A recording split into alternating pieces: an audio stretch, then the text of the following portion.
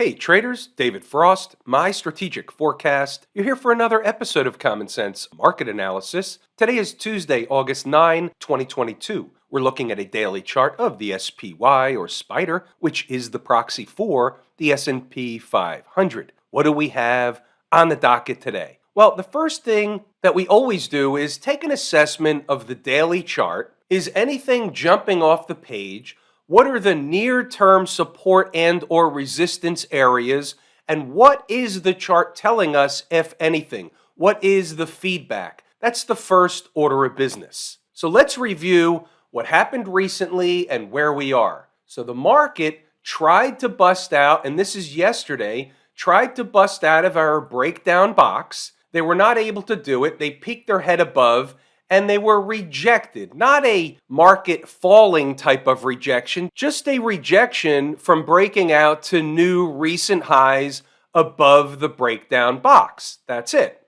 There's our box. There's our peak ahead or above yesterday, and we're right in the same zone that they've been trading in for the last 7 or 8 trading days. So all in all, what we can say from a big picture perspective is there's been no material change to the tape. Now, we have some important things that we can use as benchmarks. Number one, we have a breakup candle. The low is 409.60. Fair enough, and we would normally say if they get below and start closing daily below that price, that's a change or a shift in what's going on the tape, closing below a breakup candle low. However, there's always a however. There's some unfinished business just below there. We'll call the unfinished business 409 and change. So we're going to take a step to the left and say, from a daily chart perspective, we're using this breakup candle low, 406.77,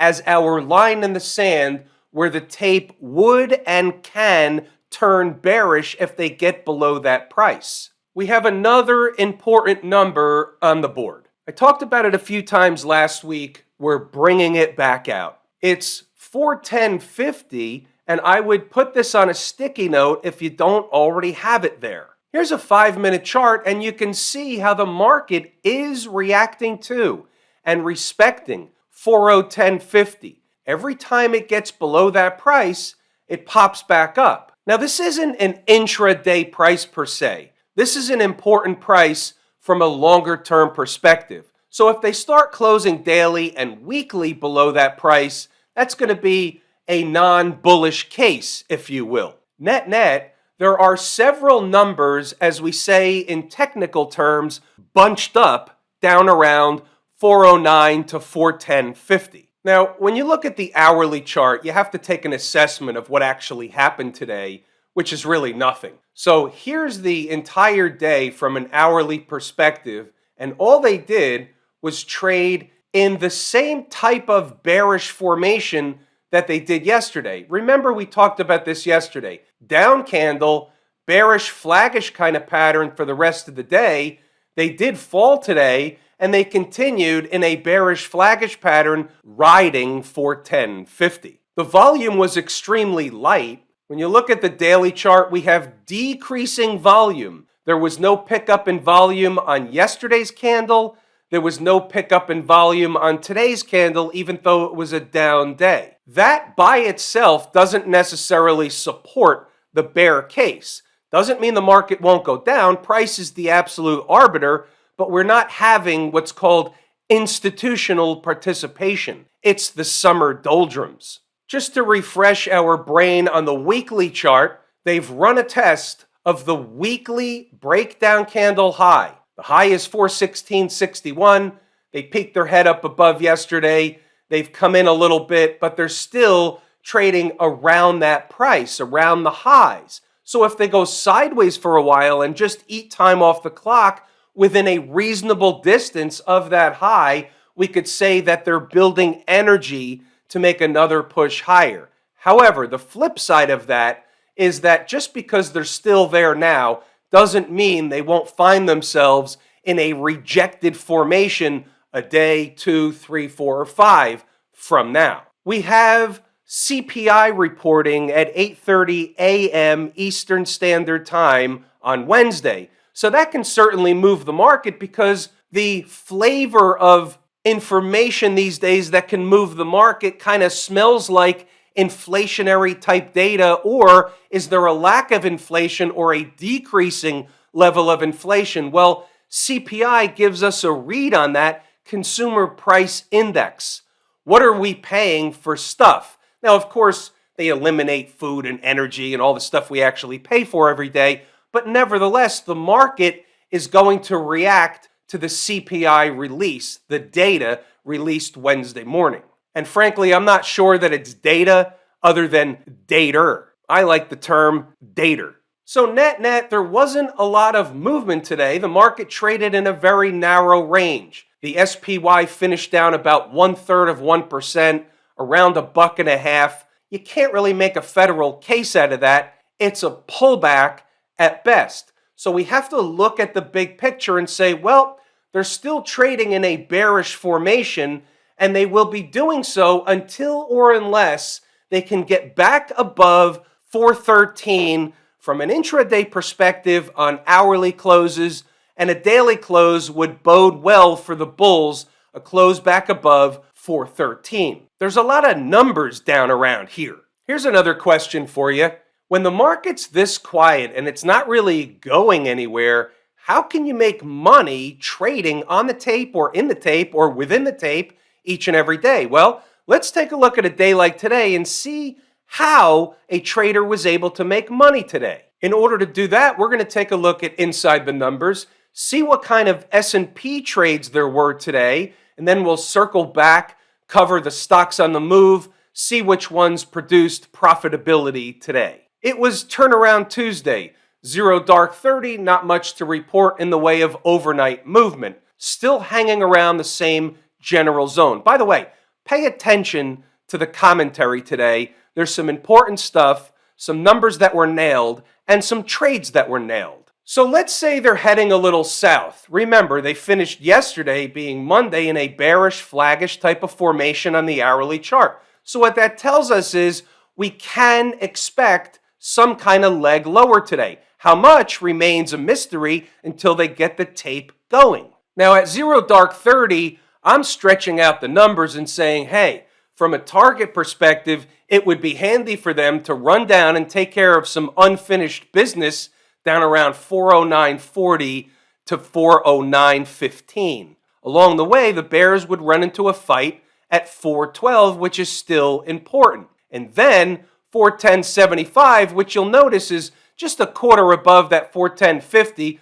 They're from two different reasons, two different charts, two different concepts of where the number comes from, but they're close by, so we know it's important. 410.75 is another spot ripe for a bull-bear battle. On the flip side, there's your 413 on candle closes, would open the door for another leg higher. That didn't happen, but 413 was the bull bogey. All right, so let's see what we have as the day starts to unfold, as the opening bell gets closer. So let's say they rally the tape out of the gate. Pay attention to this. Get out your sticky notes. Now remember, we're talking about 413 getting above on candle closes. That's a bull case. However, 412.75 is our make it or break it spot for the bears. What I'm saying there is, I'm not sure they can even get above 412.75. If they do, and they push above 413, bull case. 412.75 is a make it or break it spot. Here I say running a test is one thing, getting above is an other. Here comes the sticky note stuff. Therefore, it's a reasonable area for a short scalp trade with potential. What if they fall? Is there an area to buy the market? Well, the first stop for a bounce would be 410.75, give or take. Getting below opens the door for other stuff. We'll let them get going and see what the early storyline holds. So what we're saying here, understand the concept, then we're going to go to a chart. I'm saying you can short 412.75, and if they fall, you can buy 410.75. Sometimes you can't make this stuff up. First 5-minute candle of the day, actually right out of the opening gate, the high was what? 412.75 to the penny on the button. And so any trader that took a short up in that zone was able to do what? How about ride it down to where? 410.75 or slightly above that, because why? That was the area that they were going to be able to bounce back in the other direction. If that's the case, you have to be out of the shorts if you're going to reverse and go long. So you have a two-way trade. It's short at 412.75, ride it down, long at 410.75 when they get there. What happened when they got there? At 10:15, the low was 410.73. They turned around, went back up in the other direction, back to 412. That's about a 12 or so handle S&P run real quick. Not to mention the 20 handle run on the way down. 20 down, 12 up. Nice trades. This was all laid out before the bell even rung. How you doing? You like apples? Yeah, I thought so. Now, full disclaimer, I didn't take the trade on the long side back up at 410.75. We'll get to that in a few moments. You'll see why. 932, 412.75 high against a short at 412.75. Traders who are short need to book profit along the way, yada, yada, yada. You know the drill. Pause the video, read the notes, go back to the chart to double check the work. Just a few minutes into the trading day, nice trade on AMAT. Nice trade on SIG. We'll get back to stocks on the move later. But by the way, there's a hint why I didn't take the trade on the long side. I already had 3 in the books before you had a chance to turn around. It's not the only reason. We'll get to it when we get to it. It became trader's choice. We're moving along. 952, about 15 or 20 minutes before they got there. There should be a bounce at 410.75 if reached sooner than later. Creeping is not the thing we want to see. If they get there sooner than later, I'll entertain a long side trade. Here's the mindset. With a few trades in the books, this is 954. I'm taking it small just in case. 410.75 for a scalp with potential. Moving along, 958. I'm liking 475 less and less. This is because they were bouncing away from it. They came close.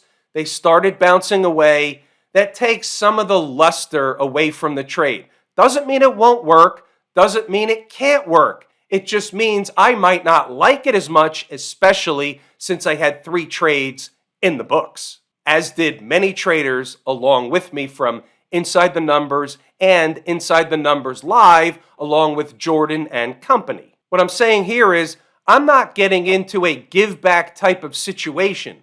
Give back profits. They may bounce there. It's an important spot. 409.40 is my favorite spot. So what I did was I adjusted the area that I was willing to buy the market. I was going to make the market go lower and come to me rather than me buying a number that they bounced away from just minutes earlier. Again, doesn't mean it can't work, but I'm just playing, shall we say, hard to get with profits in my pocket already. We're talking only a half hour into the trading day. There's always another trade around the corner. And then you see 1010, 410.73 against a low of 410.75. Trader's choice for a scalp long with potential. Let's say a trader was long. Where would be the exit? 411.95 to 412.25. So here's your tour guide stuff. 410.75 entry, and here's where they came up short and bounced away.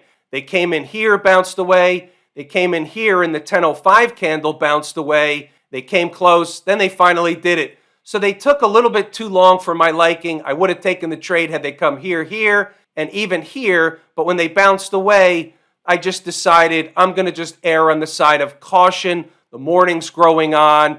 I don't want to be sitting in a trade because I have other things to do, especially with 3 trades in my pocket. You know the routine. The concept was I didn't have to be in the trade. By the way, these top lines are adjusted. 411.95, that was an exit. So traders long got the number to exit. They came close to 412.75. They came all the way back down and then did 412.75. How does that work? But this is why traders exit, and they never let the trade go against them. They turned it into a risk-free, emotionless trade, so it's unlikely any trader had any left for 412.25 after this little shimmy back down. That's okay. You got the deal on the first run. And we're moving along. 10:15, there's your nice trade for those that took it at 410.75. Pause the video, read the notes, go back to the charts. You've got numbers, you've got concepts. They really went to sleep for the rest of the day. There wasn't a lot going on after that, which is why you need to treat this as a morning business, not only just as a business, but as a morning business. If you don't get the trades early in the morning, you find yourself searching for something that isn't there. They either hand it to you early where there's participation across the board, at least to a degree where you can play in the sandbox. But after the market goes to sleep and there's a lack of participation, it's very hard to be in anything, whether it's on the short or the long side. It's watching paint dry. They eat, as they say, your kishkas out. So we saw a couple of nice potential SPY trades for those traders that wanted them. One short, one long. How about stocks on the move? We're going to take a look at the chart of NVIDIA, SIG, Blink. Didn't hit its number. It's off the board. We're going to look at AMAT, AMD, Plug and MU didn't hit their numbers. They're off the board. Out of 7, we got 4 hits. NVIDIA. So they didn't do the deal early in the morning. They came up short, bounced away. Then they came into the number, but they still came up short. The low in this candle, 170.30. My number was 170.20. I thought NVIDIA was going to be the gift that keeps on giving. So then they basically hung around for a cup of coffee, went down to the second number, did the deal at the second number, 167.75. And mind you, both these numbers were on the board 0 dark 30. So any trader that took the second number, 167.75, was paid handsomely. However, my guess is most had already packed it in for the day. About SIG getting a buzz cut at the open. 60.03, 59.30 is a zone. They're pretty close together. You could see what happened. They came into the zone. They spiked the zone. They gave you the deal. They spiked up to a high of 61. Your average is about 59.60 or so. So they gave you more than the minimum required base hit. They gave you a stand-up double. Nice trade. We had good participation across inside the numbers and in the live room on SIG. Same with AMAT, 101.45. After the haircut, they came into the numbers, spiked it, turned around, provided the minimum required base hit, 102.61. Then later on, they did it from the second number. Again, not sure who's sticking around for the afternoon matinee trade. The takeaway, the numbers work, and when they do, they produce profitability. AMD, number 1 works, 96.98. The second number, 95.95. That one worked independent of the first one. Profit number 1, profit number 2, third number. Everybody's gone for the day by then anyway, but it worked nonetheless. The takeaway, the numbers work. 2 SPY trades, any number of stocks on the move trades, whatever a trader wanted. Everything pretty much worked out today. So it was a nice profitable day across the board for Inside the Number and Inside the Number Live members. What about over in Camp IWM? Well, yesterday we cited a tail candle, and today we cite a garden variety pullback away or as a result of that tail candle or pseudo doji candle or both, as we discussed yesterday. Pretty simple stuff. This is your bogey. The low of this breakup candle, 187 and change. If they can get below that, it changes the scope of the tape. If they just run a test or they never even run a test and they stay inside of it, floating around above these moving averages in this range, they will be eating time off the clock for another leg higher. It's all predicated on getting below 187 in Camp IWM. Here's an example why I look at a variety of different charts. Here's a 240 chart of the IWM. I didn't show this yesterday, but we certainly saw it. That's a more pronounced tail candle, a real doji candle, and a retracement all wrapped up with a nice bow on top. So what do we teach in the class? Lazy E-mini trader. When you see something like that, you can trade against the high. The odds favor that you're going to get some kind of decline off of that setup. What happened? You got some kind of decline off that setup. It's not a tremendous one, but it's a start, and it happened the way it's designed. And taught in the course, Lazy E-mini trader. Shameless plug. I make a joke about that, but the reality is if you really want to learn how the market works, it's all in there. I give you snippets in these videos, but when you go through the course, all the layers of the onion are peeled back, and we go over exactly how the market works using all kinds of different charts, all kinds of different vehicles, all kinds of different scenarios. Trader's choice. Also, keep in mind, the IWM is my favorite market leading indicator. Okay, fair enough. Well, guess what? It was down 1.3% today against the SPY that was down 1/3 of 1%. So when you see that, you say, well, the IWM was leading things in the downward direction. Didn't get a huge move out of any market today, but that's what happened today. The IWM was leading. So you have to have it as a puzzle piece on the table when your favorite market leading indicator is leading things in a certain direction. And then you come over to leading indicator number 2 and number 1 favorite canary in the coal mine. You have a tail candle from yesterday, you have a decline from today, and today in the middle. So we'll split the difference. IWM was leading 1.3% down.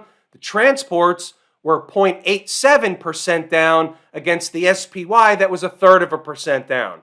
So again, the second favorite market leading indicator was outpacing the S&P in the downward direction. Again, it's another puzzle piece, doesn't necessarily say exactly what's going to happen by this thing alone for tomorrow, but we build up these puzzle pieces and we put them on the table one after the other. The more puzzle pieces you have, the more clear the picture becomes. That's the way it works. That's also precisely what's taught in the course, Lazy E-mini Trader. I give you all the possible puzzle pieces that you can identify. What about the Q people? Same routine. They're all doing the same thing, not only just in a downward direction, but they do it to a different magnitude. The Qs were down 1% today. Little bit of a tail candle yesterday, little bit of a downward jolt today. And what did they do today? They ran a test of a breakup candle low. The low is 315.99. The low here, 315.42, and a bounce away from it. The last number on the board from a support perspective today was 315.95. Then I was asked to put a couple more on in the morning when the Qs were falling, but at 0:30, that was it. I didn't think they were going to get much below that breakup candle low today, so that was actually the last support number on the board within pennies. Remember, I give the SPY numbers, the Q numbers, and the IWM numbers for those traders that like to trade those vehicles. There's a lot of stuff going on inside the numbers. The XLF, the financials, they were up over 0.5% today. Is that a tell? Is that a canary in the coal mine? It may be, but we're going to use yesterday's high as a benchmark for higher prices in the XLF. They can test it, they can trade up to it, but closing daily above yesterday's high is a different kind of tape. About Smashmouth, pretty good proxy for the tech space as a whole,